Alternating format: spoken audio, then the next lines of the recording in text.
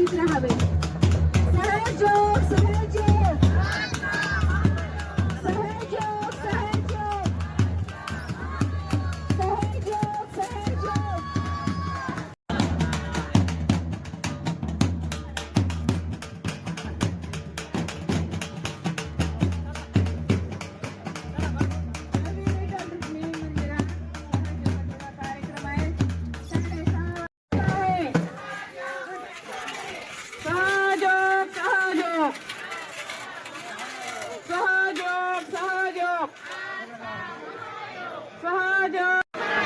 सहयोग में आना है, सहयोग में आना है, सहयोग में आना है. बोलो आदिशक्ती.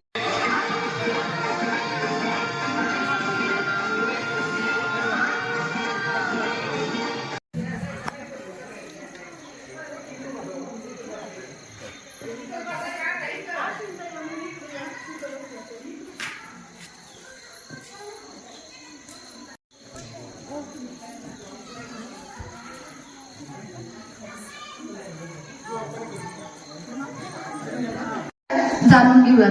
तुमचा अगदी खूप कमी वेळ घेऊन एवढी अमूल्य गोष्ट तुमच्यापर्यंत आम्ही ठेवण्याचा नक्कीच हा प्रयत्न करत आहोत. तो परमेश्वराच्या कृपेने तुमच्या आज आयुष्यातील हा जो दिवस आहे तो नक्कीच मोठा साध्य होईल अशी आपण परमेश्वराला प्रार्थना करूया आणि हा मोठा असा योग आपण जाणून घेऊयात.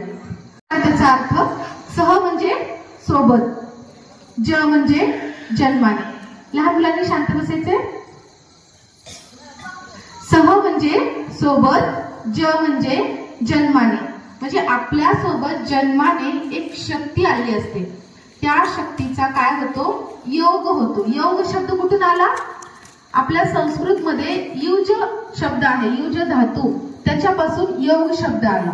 युज म्हणजे काय? जन्माने जी शक्ती आली आहे ती या चराचरामध्ये व्यापलेल्या या परमेश्वराच्या शक्तीसोबत एक होते किंवा जोडली जाते. त्याला म्हणतो आपण सहयोग. तर ही गोष्ट साध्य होते सहयोगात. मग बघा, आपल्या सोबत जन्माने कुठली शक्ती आलेली असते? आपण एवढे वर्ष झालं परमेश्वराची साधना करतो, भक्ती करतो, अगदी श्रद्धेनं निष्ठेनं करतो, बरोबर आहे. पण खरंच तुमची प्रार्थना परमेश्वरापर्यंत पोहोचते का? कदाचित आपल्या मनाचं समाधान होत असेल. म्हणजे काय होतं बघा, आता माईक आहे, जर याचं मेन बटन बंद केलं तर याच्यात किती जरी जोरात बोललं तर मागेपर्यंत आवाज जाईल का? तसंच आपलं होतंय. मग याचं जे बटन आपण सुरू केलंय ना त्याच्यामुळे आवाज जातोय. तसंच आपल्यातलं पण बटन सुरू करायचंय. बटन सुरू करायचं म्हणजे काय?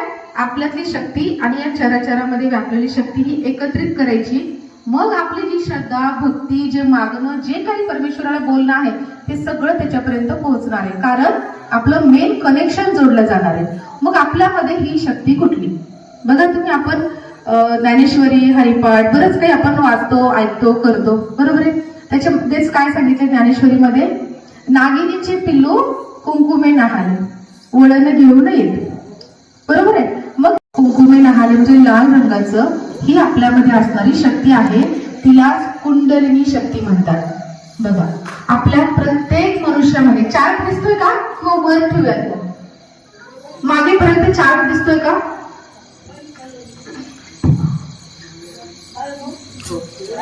बीडी सहयोग परिवारातील 2 भाऊंना विनंती आहे, थोडस. आपल्या प्रत्येक मनुष्यामध्ये पाठीचा कणा संपल्यानंतर जे माकड हाड आहे त्या माकड हाडामध्ये जन्मतः ही कुंडलिनी नावाची शक्ती असते. मग आईच्या पोटामध्ये बाळ जेव्हा असतं तेव्हा ही शक्ती जागृत असते, परमेश्वरासोबत जोडलेली असते. म्हणून बघा, बाळाला तुम्ही बोललेलं कळतं का? तो त्याचाच आनंद घेत राहतो, त्याचाच आनंद घेतो ना. लहानपणी आपलं वाटतं की बाळ हसतं, रडतं, काहीतरी आपण तर्क लावतो की तो स्वप्न बघतोय, देवाला बोलतोय, बरोबर आहे. म्हणजेच काय की त्याची ही शक्ती त्या परमेश्वराच्या शक्तीसोबत कनेक्ट असते. म्हणजेच ही कुंडलिनी शक्ती त्याची जागृत असते. मग काय होतं? बाळ जन्माला येतं, हळूहळू मोठं होतं, मग तो त्याच्या बुद्धीचा वापर करायला लागतो. मग बुद्धीचा वापर करायला लागला की ही शक्ती आपल्या माकड हाडामध्ये परत झोपी जाते. मग गणेश चतुर्थी म्हणजे काय? आपण काय करतो करतो, आपल्या बुद्धीचा वापर करतो. बघा, लहान लेकर असो, मोठे असो, वयस्कर असो, अनुभवाने हुशार असो, कोणी पण असो, सर्व लहान मुलांनी शांत बसायचंय. कोणी असो, सगळेजण आपापल्या बुद्धीचा वापर करून जगत असतो. घरात असो, नोकरी व्यवसाय करताना, शेती करताना.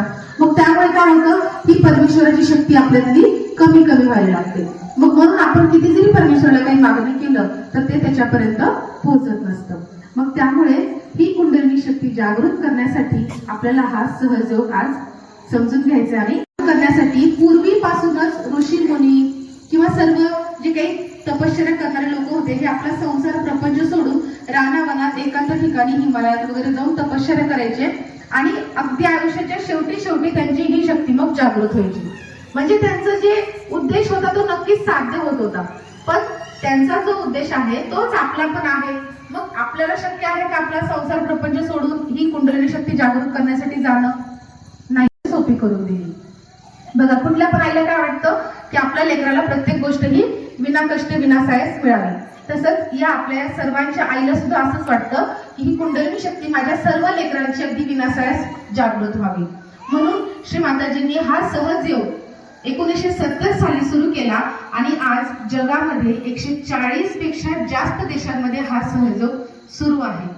फक्त खेडोपाड्यात नाही, शहरात नाही, राज्यात, देशात अगदी शिकलेले, न शिकलेले, डॉक्टर, कलेक्टर, इंजिनियर, मोठमोठ्या पदावर असलेले जे आज शेती करत आहेत, वेगवेगळे व्यवसाय करत आहेत, प्रत्येक क्षेत्रातील लोक हे सहयोग ध्यान आज करत आहेत आणि त्याचा फायदा ते घेत आहेत. मग आपण का वंचित राहायचं?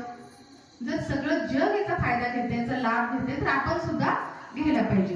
बरं, काय होतं, ही कुंडलिनी शक्ती कशासाठी जागृत करायची? कुंडलिनी शक्ती जागृत झाल्यानंतर आपल्या शरीराची रचना जी समोर दाखवली आहे ती रचना म्हणजे काय? 3 नाड्या, 7 चक्र, इडा पिंगला एकवटती तिन्ही, आणि आपल्या शरीरामध्ये 7 चक्र म्हणजे कुंडलिनी शक्तीच्या खाली एक चक्र आहे. अशी ही 7 चक्र. आणि इडा पिंगला एकवटती म्हणजे डावीकडे आपली इडा नाडी, उजवीकडची पिंगला नाडी, या दोन्ही नाड्या एकवटतात म्हणजे एकत्रित येतात आणि तेव्हा ही कुंडलिनी शक्ती जागृत होऊन सर्व चक्र सुद्धा जागृत होतात.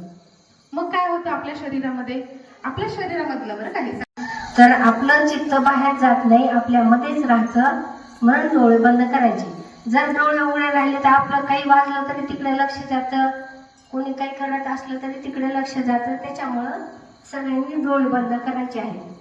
अगदी श्री माताजीला बघायचं आणि डोळे बंद, दोन्ही हात मांडीवर ठेवायचे आणि डोळे बंद करायचे. डोळ्यासमोर आपल्याला श्री माताजीची प्रतिमा बघायची आहे बंद डोळ्यांनी. आणि मी म्हणेल तेव्हाच आता डोळे उघडायचे. डोळे उघडले तर तुमचं लक्ष बाहेर नाही आणि डोळे बंद केले तर मध्येच आहे. आता म्हणजे आपल्या समोर श्री माताजीची प्रतिमा आठवायला पाहिजे, दिसायला पाहिजे डोळे बंद केल्यावर. बघा, असं कधीच होत नाही पण आज होतंय. अगदी हृदयातून म्हणायचं, परमपूज्य श्री माताजी माझ्या हृदयामध्ये या. मनातली मनात सर्वांनी म्हणायचं, परमपूज्य श्री माताजी माझ्या हृदयामध्ये या. माझा आत्मा जागृत करा. माझ्या आत्म्याची आणि माझी ओळख होऊ द्या. अगदी सोपं आहे, काही अवघड नाही. अगदी हृदयातून म्हणायचं, परमपूज्य श्री माताजी माझा आत्मा जागृत करा. माझ्या आत्म्याची ओळख होऊ द्या.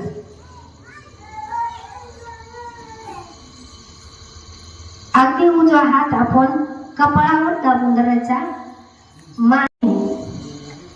अगदी हृदयातून म्हणायचं, श्री माताजी मी स्वतःला क्षमा केली आहे. माझा कोणावरही राग नाही. श्री माताजी मी स्वतःला क्षमा केली. माझा कोणावरही राग नाही, द्वेष नाही.